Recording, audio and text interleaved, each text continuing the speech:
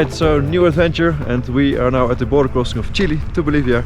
Look what an amazing view I have here behind me. Fucking amazing mountain. It's already 4,000 meters I think, so I'm already feeling the breath. And we are starting now the Uyuni tour, which is 3 days, 2 nights. It ends in Uyuni. It's a very common tour to do from Atacama to Uyuni and end in Bolivia, so that's an easy way to cross the border as well. So yeah, looking forward to the following days. Salar de Uyuni, one of the highest ranking must-sees of South America. It's the largest salt flat of the entire world.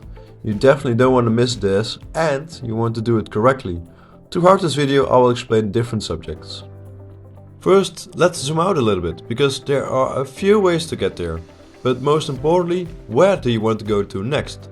If you come from the north, you will travel through Bolivia to Uyuni. From Uyuni you can do the tour and come back to Uyuni, finish in Atacama, Chile, where I was in the previous episode, or finish in Tupiza, which is close to the border of Argentina. Now you might already guess which other routes you can also take, starting from Tupiza and ending in Uyuni, or starting from Atacama and ending in Uyuni, which is the one I'm taking because I'm traveling south to north.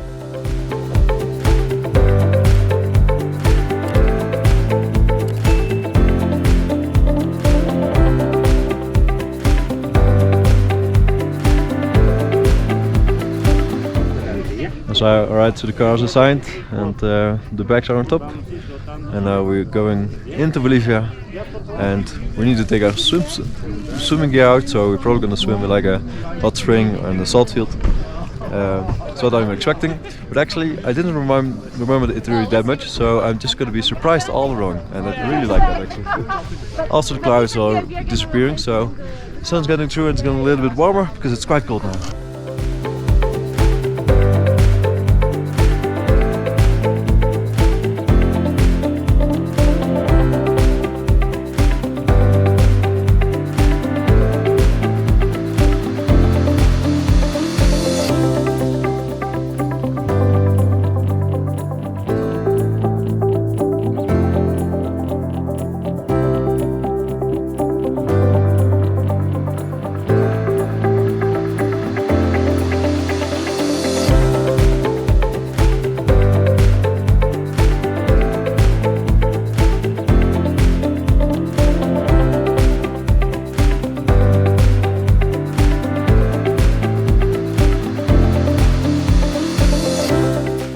Alright, so that was a nice little bath, but it was very short though, because yeah, we have to get going, because I'm now going to the hilltop where all the cars have moved to, and there we're gonna have our lunch. And it seems to be something warm. The driver was like joking, it's gonna be flamingo. I was like, yeah, you're joking, right? He's joking, right? As is flamingo. Luckily he was joking. After visited Laguna Blanca, Laguna Verde and these hot springs, we proceed on to Sol de Mañana. These are the geysers. They're gonna, if you go back to San Pedro de Atacama, you also pass here in the morning, and then the geysers are higher, probably calmer in the wind, just like I did in the last video. So for me it's now less impressive, and I definitely recommend going to Atacama as well. But the main difference here is that you can also actually see the lava. So that looks a little bit different than in Atacama. In Atacama you can only see like water actually boiling, so yeah. Very windy here, and very cold, and snowing.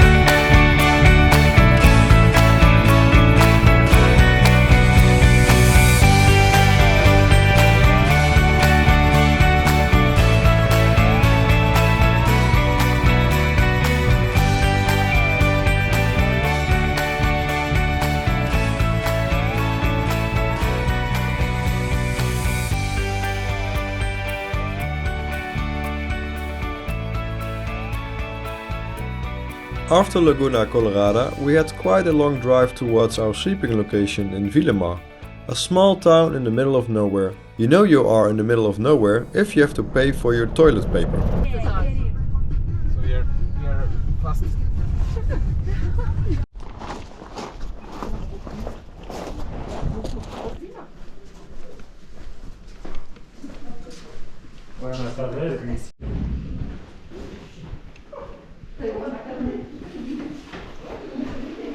Alright, so this is how the room looks like, sharing it with two others. Perfectly fine. I mean, it's just a dorm room, right?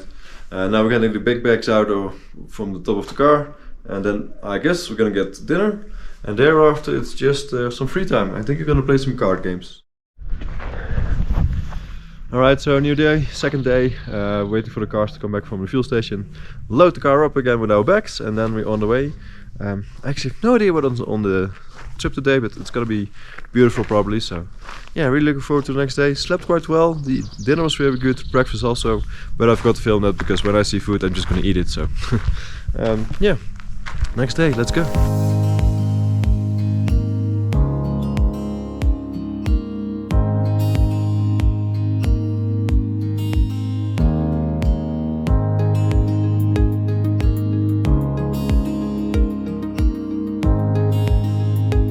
Booking the tour can be done through a number of agencies, but the best one from what I've heard is Cruise Andina, Worldwide Travel or Cordillera Travel.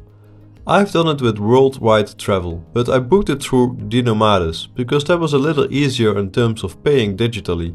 You could also buy your ticket physically in Atacama if you want. What makes or breaks this tour is the group and the guide itself, two things that are not really in your control. For the rest, it doesn't seem to matter which of these three agencies you take, because most of the time they work and drive together. The price for me was $220. It is cheaper when starting from the Uyuni side, $169. Besides that I'm traveling north, it also has some other disadvantages which I will get to in a minute. The price includes pickup, transport, all meals and accommodation. These are the prices for joining a group of 5 to 6 people. Obviously, it becomes more comforting at a higher price when you want a private or smaller group and a private bedroom. Do know the tour is in Spanish. Paying extra for English is possible. I felt like I could learn some Spanish. They speak quite slowly in Bolivia, so that's good, but I was still happy that someone in the group was good in Spanish to translate it for us. The package does not include entrance fees for the parks, 186 Bolivianos in total. So make sure you exchange some money in Atacama before leaving. Unfortunately, you will have to use an exchange office which do not have super good rates. There is no ATM at the border. In terms of groups, it can be challenging as to what group you are assigned to. I heard some people ending up in a group of 5 French people that all knew each other. So it can be rewarding to be flexible in Atacama and ask what group nationalities are in the car. If you go as suggested in the rain season or near the end, weather might also be a problem, so being flexible is a huge bonus.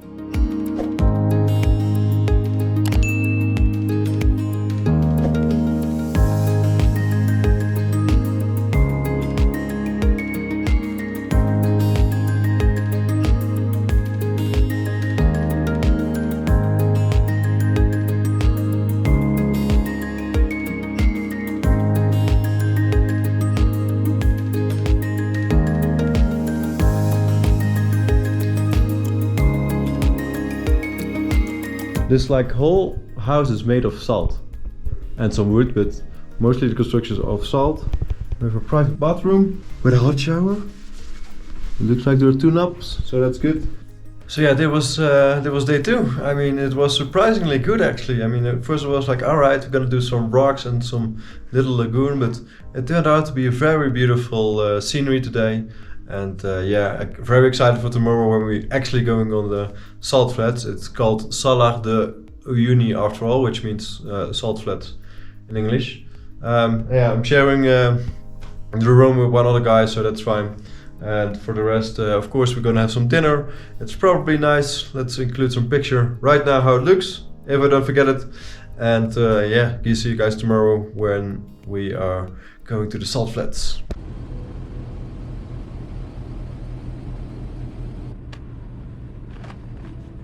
The best time to go here, and this was more a coincidence than I planned it, is at the end of the rain season, which is in March. Temperature wise it's between 2 degrees and 20 degrees. At 3600 meters that's quite good. In the other seasons it can be minus 15 degrees. But more importantly, you will have an awesome mirror effect due to water still covering part of the salt flat, but not wet enough for the cars to get stuck.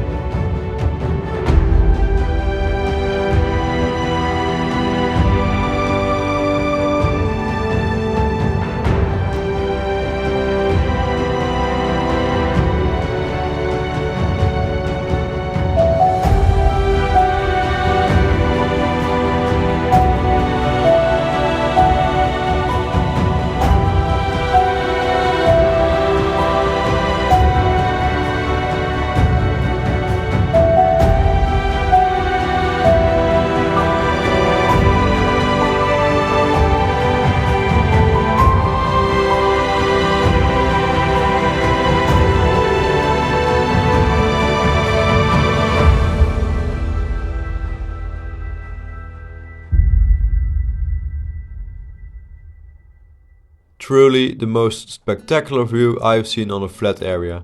Normally I would become speechless from mountains, but this definitely gave me some goosebumps. Very important to know is that this experience, sunrise on Salar de Uyuni, is not included in all tours. So if you take a different route, make sure to ask because you might end up here during the daylight, which is not bad at all, but not the best in my opinion.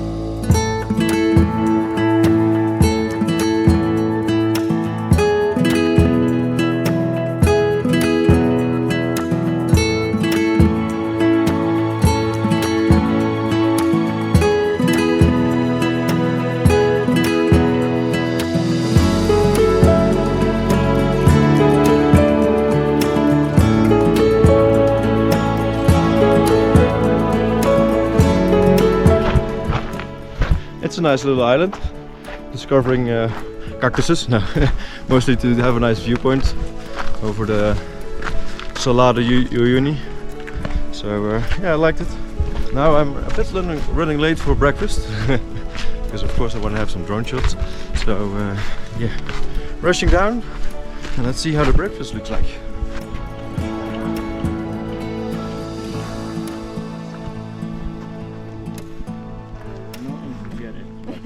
Muy bien.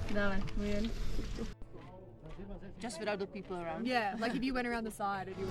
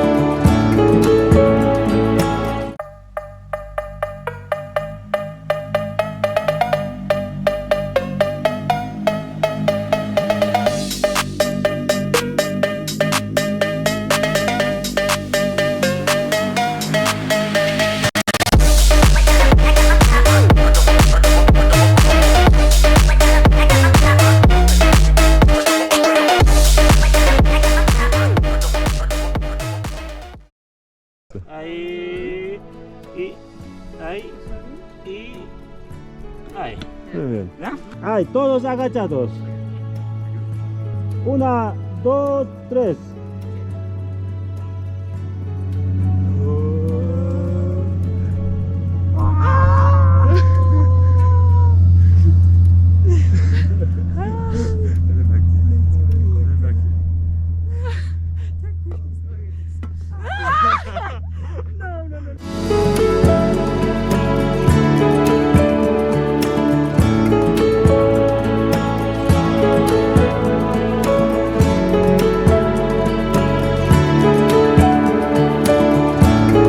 So I think it's the last stop at the Saltfields. It's next to Hotel Blanca, and it's actually known for the Dakar race as well. There's the Dakar sign there, and yeah, I guess it's now on our way to Uyuni.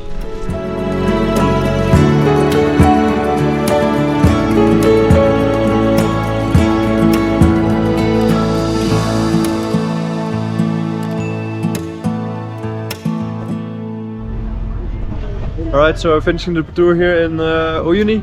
It was really great, good organization of Worldwide Travel, so I really recommend to take them. I'm already at the bus station to go to the next city, Portosi, and yeah, gonna do some other amazing things there. So definitely stay tuned for the next video, and hope you liked it. And yeah, see you in the next one. Bye bye.